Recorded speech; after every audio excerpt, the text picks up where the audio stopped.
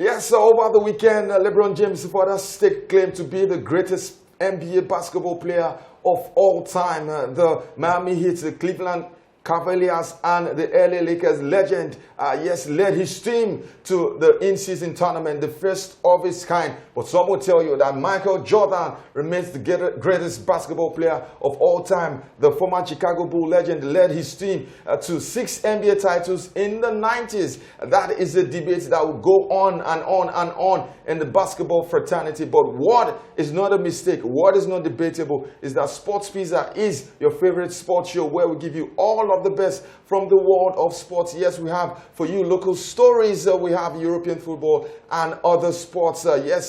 My name is Edwin Onyepolis. I'm sure you had a fantastic weekend and your week has started greatly. On the rundown today, Arsenal, Manchester United, Chelsea, Barcelona and Milan all failed to pick up maximum points. And we'll have much discussion on Manchester United. What is happening with Manchester United? What is happening with Erik ten Hag? Stay tuned, don't go nowhere, don't change the dial. We'll be right back right after this break.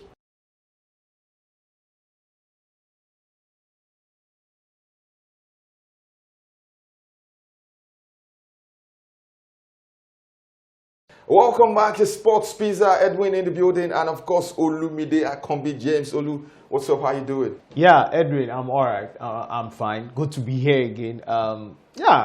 Another exciting world of sports in activities, events. For the Lakers, I'm happy with what LeBron did. Anthony Davis, he popped up and big time. LeBron has said that this guy is the man for the team this time, and he actually showed up in that in-season final. All right, let's start from the home front. Where else do we start but the Oriental Derby, the Abia Derby in Yimba 2, Abia Warriors 1. I remember when the season started, Finidi George, the coach of Enyimba, was under a lot of pressure because his team was dropping points, they weren't playing well.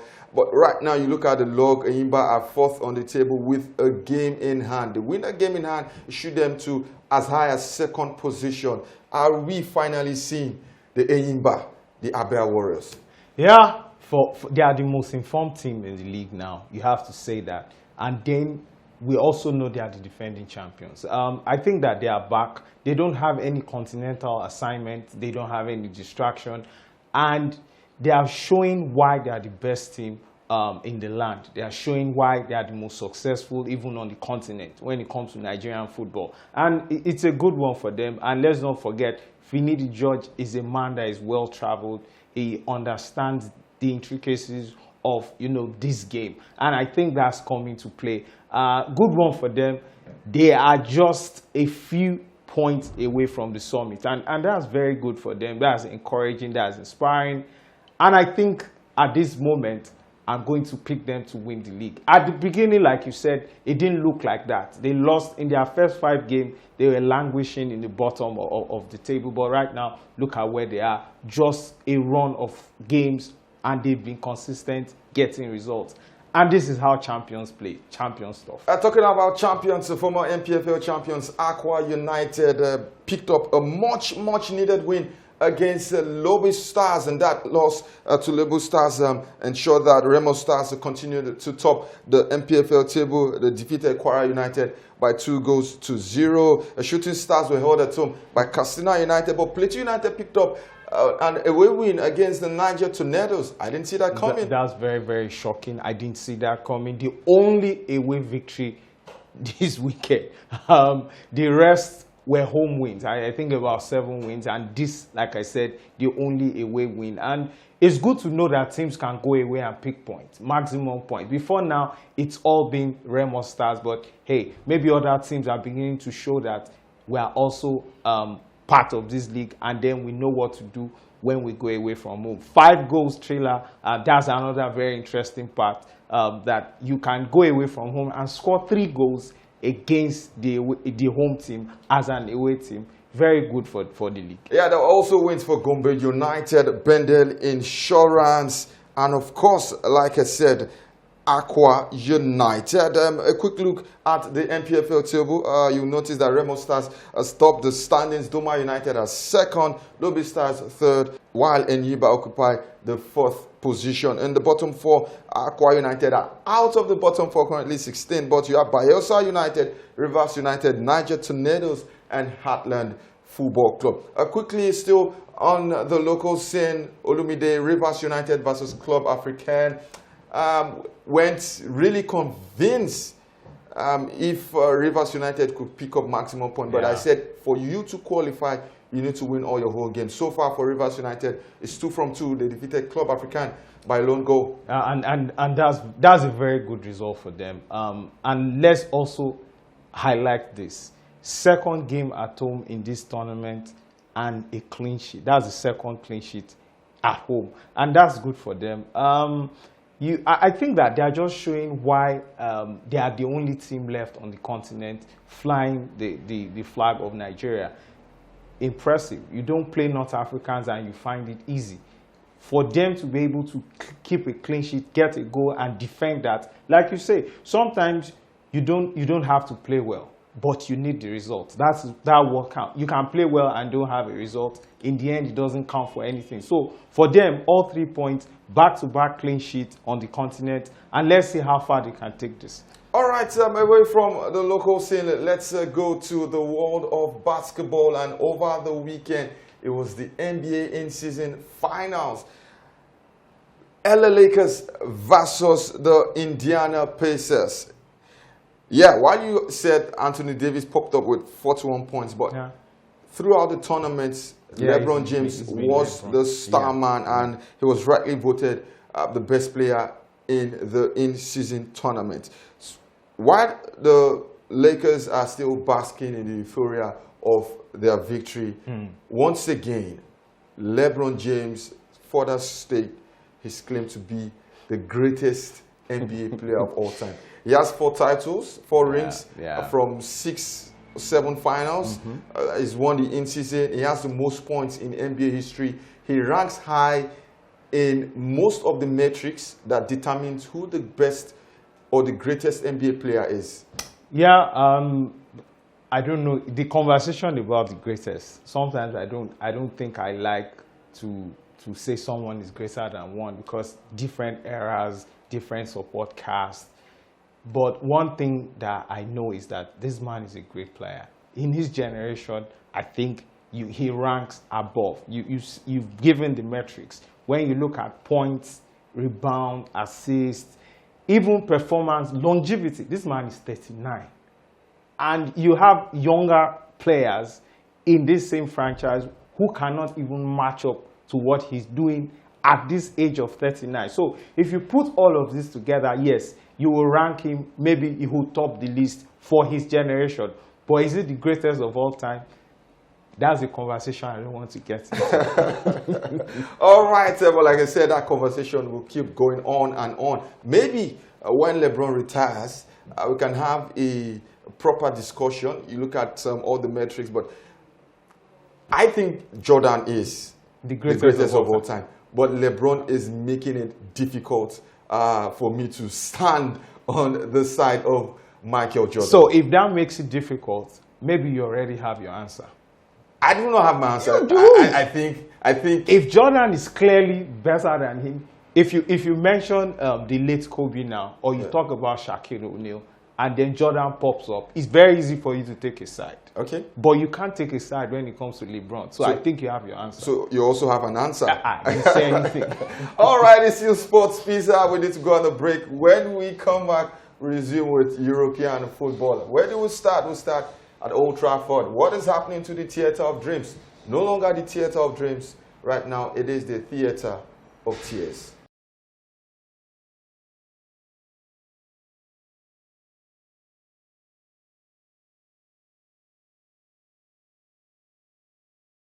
Welcome back to still Sports Pizza. Edwin and Olumide still in the building. We're starting off from the English Premier League. Olu, what is happening with Manchester United?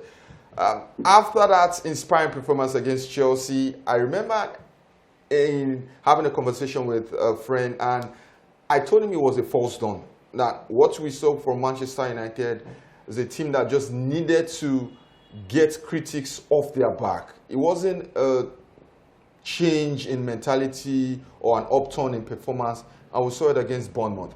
And it's reoccurring. When United needs to get a result or to get critics off their back, they just give you that false hope, that false dawn, and they go back to factory setting. We've seen it in the Champions League. We've seen it in the Premier League. We also saw it in the League Cup where they lost to Newcastle United. What really is the problem of Manchester United?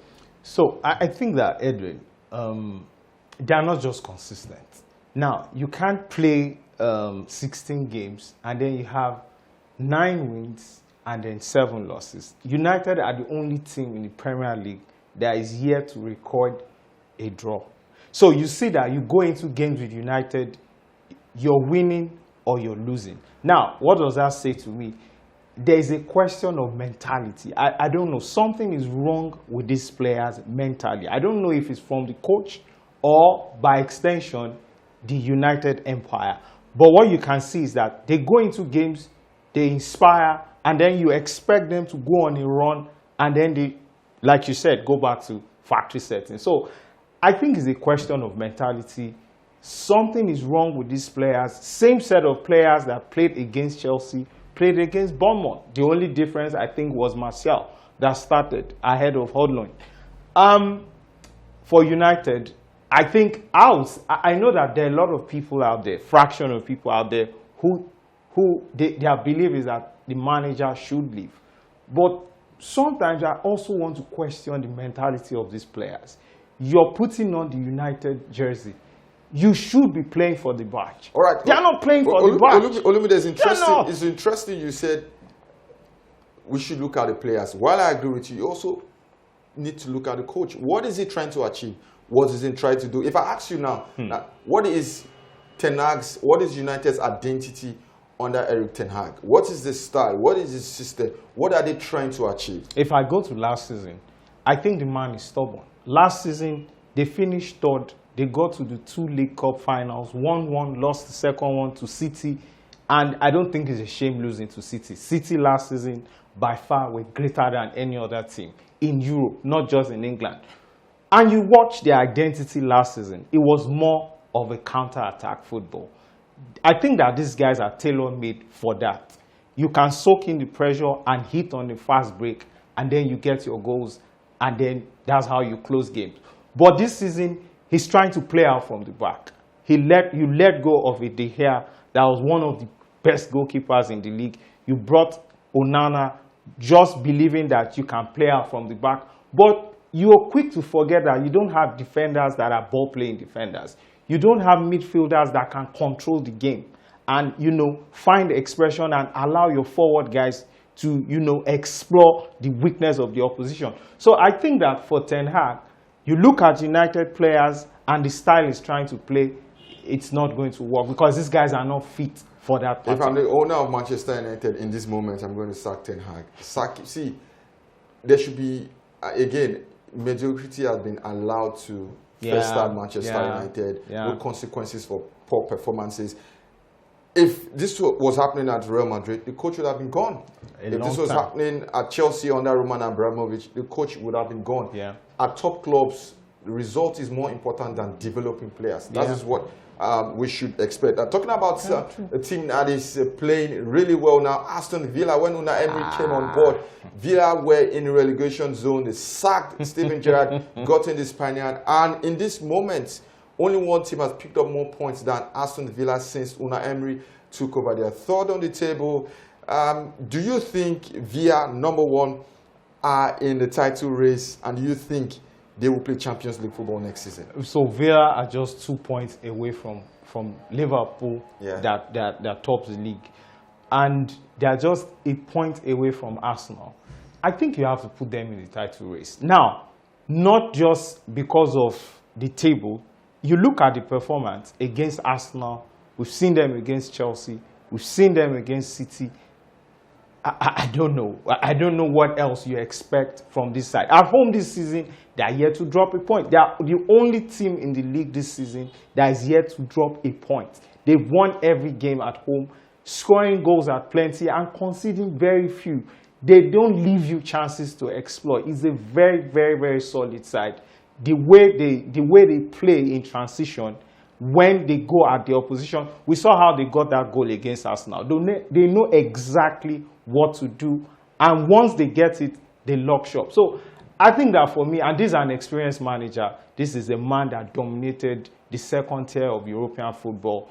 There's a reason why they call him Mr. Europa. So I think he's got the experience, and that has counted for this side because they don't really have the best of players. If you look at that team and then you want to compare with Arsenal, with City, with maybe Liverpool, and then maybe Spurs. All right, talking about Liverpool, they currently top the Premier League table, 37 points. It's a tightly congested top four in the Premier League. Liverpool 37 first, City fourth with 33 points. So it's a 4 points difference. If you sneak in Spurs, who has you have for that 3 points behind. So it's a congested top five in the English Premier League. Away from the Premier League, quickly, Barcelona lost to Girona. It was a Catalan derby. Girona, for those who don't know, have a population of less than 98,000 people. It was a famous victory for them. In 7 attempts, they got their first win. It was not at the Camp Nou, but it was at the Olympic Stadium, the temporary home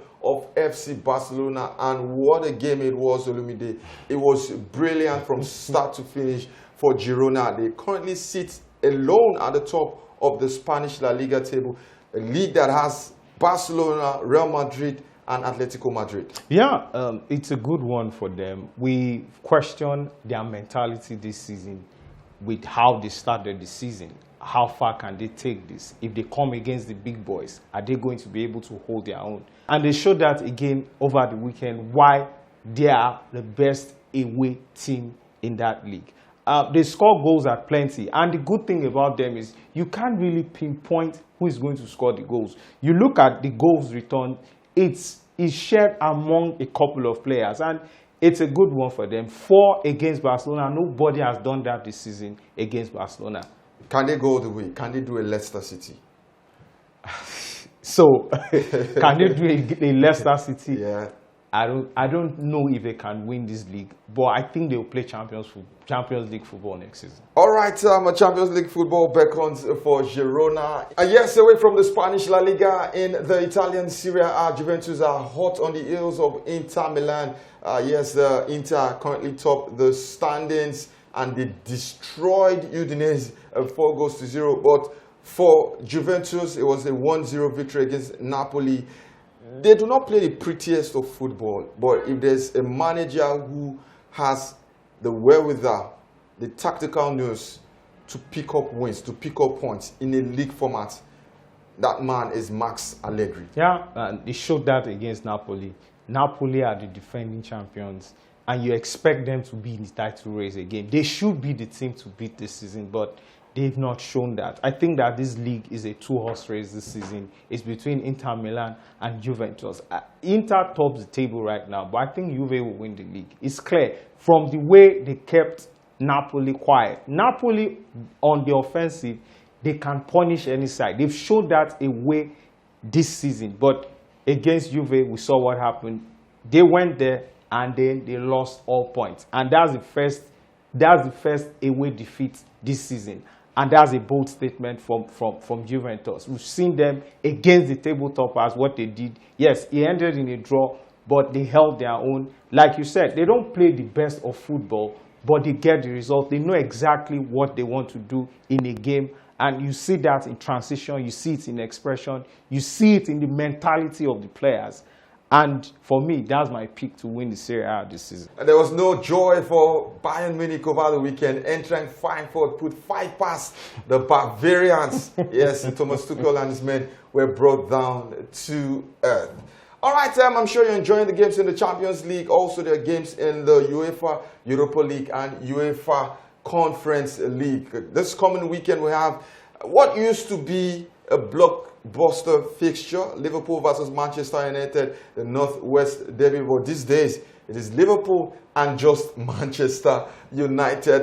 Quickly, Olu, your take on that fixture? So I think that for United, I think they like playing against the big side. They've played against some of the big sides this season. Olumide, I disagree not, with you. not They exactly. do not like playing against the big No, I sides. think they do. I think They've do. lost to Arsenal, lost to Spurs, lost to Manchester City. Should we add Brighton to the mix? Oh, Lost no, to Brighton, no. lost to Newcastle United. Maybe at home, but away from home. Nah, Olu. Well, so let's see how Don't it cast goes. United fans up. Don't give them hope. Remember what I said about United. They are What? the only team that in the Premier League this season, when you go in there, you expect a win from maybe them or the opposition, and that says something. Maybe they pick the games they want to play, and maybe Liverpool will be that game. All right, fingers crossed on that. We'll be back next week to analyze and also give you all that went down during the week and, of course, over the weekend. We'll leave you, but first, enjoy our video of the week. Remember to follow us on our social media platform at Sports Pizza on all social media platforms. We have a YouTube channel. Remember to subscribe and like our contents on YouTube. My name is Edwin Onyebolise. Thank you, Olumide Akombi James. Yeah, good to be here. I'm sure you had fun with us. Stick around. We'll be back same time next week. God bless you.